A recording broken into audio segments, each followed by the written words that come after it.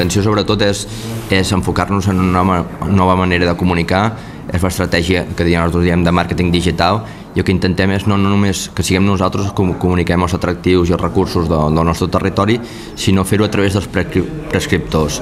I en aquests moments els prescriptors digitals són els bloggers, són els que tenen una audiència, tenen una potencialitat perquè arriben a molts llocs, a molts indrets i amb un índex de credibilitat molt alt, i llavors produeixen dues coses, continguts de rellevància a la xarxa, que és una cosa que ens fa falta a tots, i de qualitat. I per tant, ells tenen el que nosaltres diem engagement, el compromís amb els seus lectors i la seva audiència, la seva fiabilitat, i per tant la difusió és molt més alta. Aquest és l'objectiu màxim d'aquestes accions.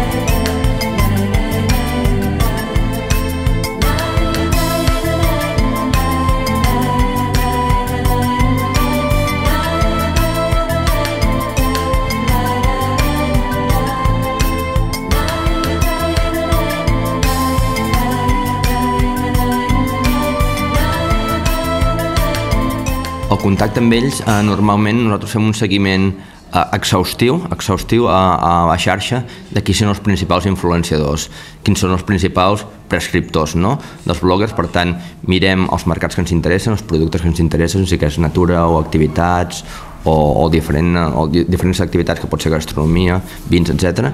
Mirem qui són els principals a la xarxa arreu del món, i llavors llegim els seus posts, mirem quina audiència tenen, quin índex cloud, quins són el número de seguidors a Twitter, a Facebook, el número de pàgines vistes en els seus blogs, i llavors a partir d'aquí us contactem.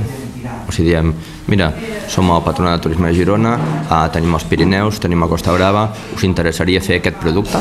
Us interessaria fer aquesta zona? Us interessaria fer alguna cosa concret?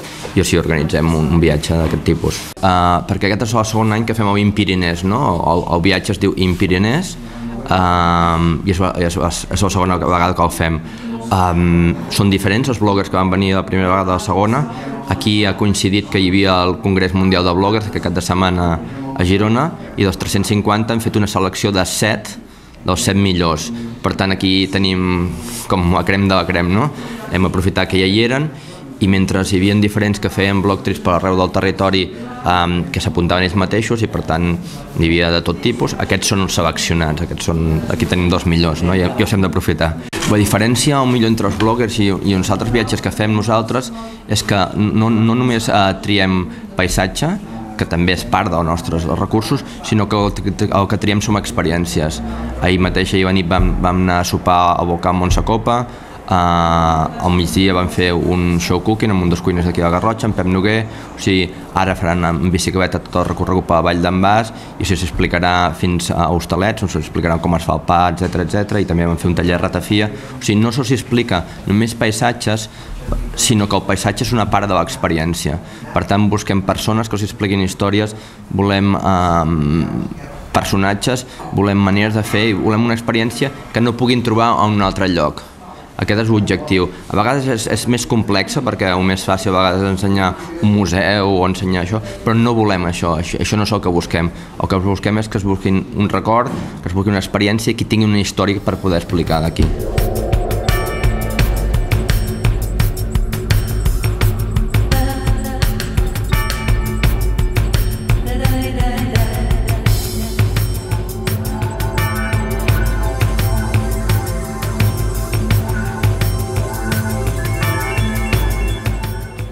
Mayolas. Mayolas, it's a wine, a young vines, which called here Mayolas, and from Mayolas derivated to Mallol, and now it's the name of the village.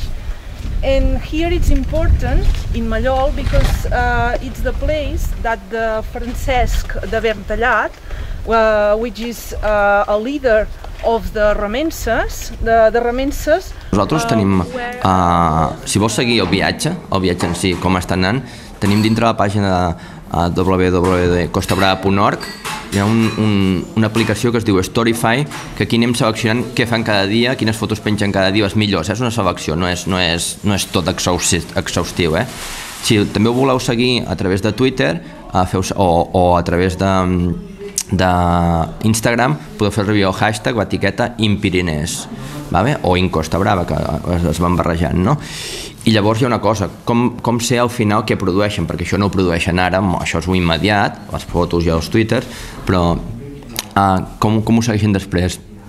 Heu de saber, els que han vingut aquí, això és una tasca que nosaltres fem, i els anem seguint, i llavors ells en els propers 2-3 mesos aniran publicant articles sobre els diferents llocs on han estat. És el seu blog, ells són blogueros, per tant tenen el seu blog de viatges. Per exemple, aquí en teniu uns que són de Planet D, hi ha uns que són molt bons perquè aquests a més són els bloggers oficials d'Expedia, tens aquí també Earth Explorer, que és un dels que té més seguidors, tens diferent gent que els pots anar seguint i llavors ells van publicant, com creuen convenient, no ho fan tots seguits perquè si no els seus lectors dirien per què m'expliques 3 vegades el mateix, sinó que van fent ara un de Garrotxa, un del Pirineu, després un de la Costa, un de Girona, o sigui van simultanejant per donar continguts als seus lectors. Aquí tenim a Kirsten de Nova York, d'Estats Units, en Matt de Washington DC, també d'Estats Units,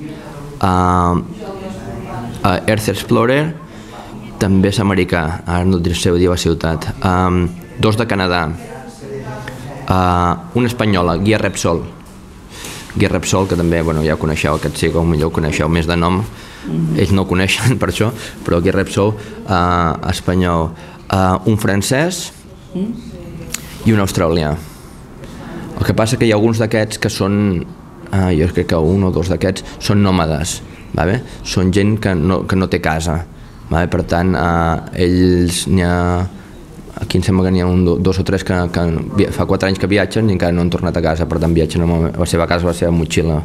Per això quan arriben als llocs així no dius, és segur, podem deixar això aquí perquè és tot el que tenen, no?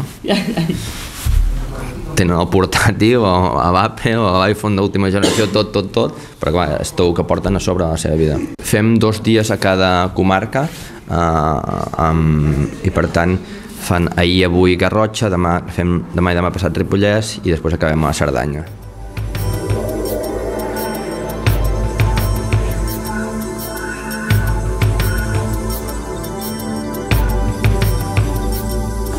Pues la verdad es que nos está encantando esta parte del viaje. Creo que para gente que venimos de ciudades como por ejemplo Madrid, que no tenemos apenas contacto con la naturaleza, es una maravilla poder estar aquí. Como estuvimos ayer por ejemplo con los burros, después estuvimos en una fábrica de quesos, estuvimos también viendo las cabras y las ovejas. Por ejemplo, despertarse aquí esta mañana y que no escuches el ruido de ningún coche ni de ningún autobús ni la locura del tráfico de las grandes ciudades y que estés viendo este paisaje maravilloso con las montañas es una maravilla. Esto creo que no se paga con dinero. Sí, hombre, yo creo que cada zona tiene lo suyo, ¿no? Las zonas montañosas tienen todas un encanto particular, pero de esta, no sé, me gusta la gastronomía, cómo potencian su gastronomía, que es completamente diferente de las demás, ¿no? Igual que pues, cada provincia tiene la suya, o cada comunidad, igual que vas a Galicia y tienes un tipo de comida, en Asturias otra. Me gusta cómo se defiende aquí el producto autóctono, cómo se defiende lo que además se cultiva en los alrededores. Me gusta mucho eso, que yo estudié periodismo y bueno, me parecía la mejor manera que tenemos ahora los periodistas que no tenemos oportunidad de escribir en un medio de comunicación, de tener un poco lo que es el tuyo propio. A mí me gusta siempre, me ha encantado la gastronomía y los viajes y empecé a hacer un blog propio, mi blog que se llama Pasean 2, y a raíz de ahí empecé a hacer contactos, a conocer a gente hasta que salió este trabajo en Guía Repsol. Pues sobre todo experiencias a nivel personal de no ya solo conocer sitios, sino conocer a personas en este entorno que me parece una gozada porque cada uno aportamos una cosa, cada uno viene de un sitio diferente, cada uno tenemos una percepción de las cosas, igual a ti te llama la atención un árbol, pero al otro le llama la atención un paisaje, no sé, yo creo que aporta muchísimas cosas. Cada uno en el suyo apunta lo que quiere, pero luego sí que es bastante normal comentar lo que escriben los demás. Igual, ¿y te acuerdas de esto que pasó, esta anécdota o esto que comimos? Luego sí mantienes el contacto con la gente con la que estás en un blog trip. Como estás bastante tiempo y estás bastante hermanada, al final somos como una pequeña familia, luego mantienes el contacto y es también lo que te aporta. Conocer a gente que no la dejas en el camino, sino que después vas a tener ahí durante mucho tiempo.